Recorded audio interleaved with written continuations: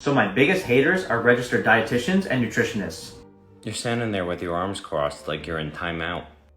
Keep going, I'm very intrigued. Let's talk about it. One of their biggest arguments is that I don't have the schooling or the certifications. That's not their biggest argument. It's part of it. Now, as far as myself, I'm not a registered dietitian or a nutritionist, but I do stay in my scope of practice. I am very educated and I know how to listen to evidence-based research. Go on. I'll happily admit this. I don't have those certifications. No shit. So let me tell you what I do have. I did extensive research on foods that I was eating. Multiple different diets. I've experimented on myself. In that extensive research, did you come across the term anecdotal evidence? No, anecdotal is not the name of a toxic ingredient. It means that your data is based on yourself. Transformed my life from eating real foods. The food you come after, it's real food, believe it or not. Your inability to recognize that is the reason why nutritionists and dietitians come after you.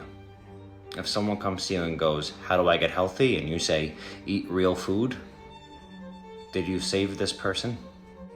No, you gave them a grade A mind fuck. You created more obstacles and you made them improving their relationship with food 10 times more difficult.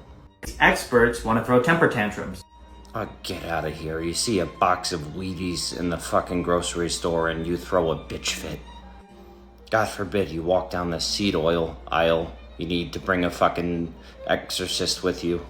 I'm very real and raw with my videos. I don't like to sugarcoat, I like to get right to the point. They believe in calorie counting versus reading the actual ingredients. Or another ridiculous belief, everything in moderation, which is terrible advice because it enables people to keep binging. Time for the knockout punch.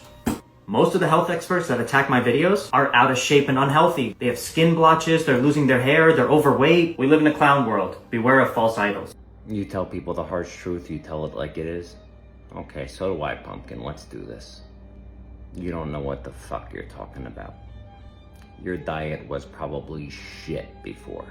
You probably had no idea what moderation and balance actually meant, which is why you have this dogmatic mindset in the first place.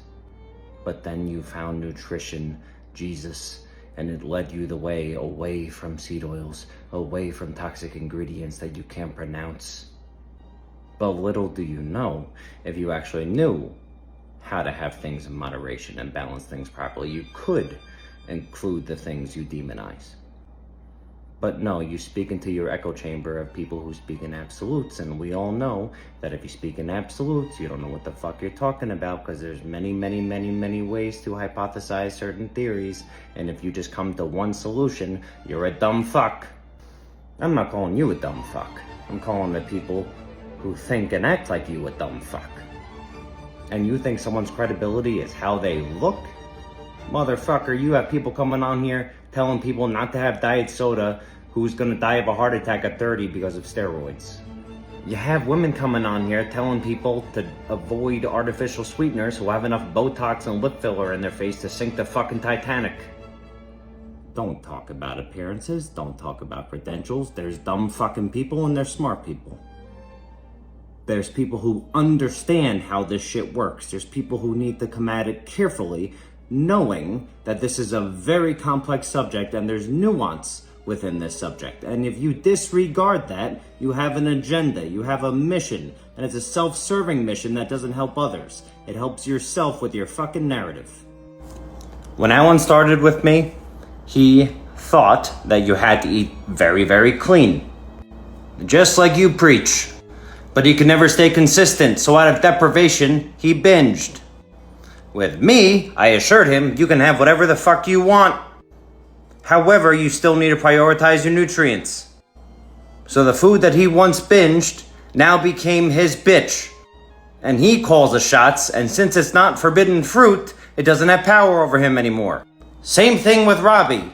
He didn't know what to fucking do. He just knew you have to diet, you have to eat clean. No, motherfucker, nothing is wrong if you have some wedding cake at a wedding. Nothing is wrong if you have some popcorn at the movies. Be careful of how much you have, watch your portions, balance properly, you'll be fine. Now he's fucking thriving. Pumpkin, come here. We are not nutrition robots, we are human beings on planet Earth. Nobody gets out of this world clean, including you.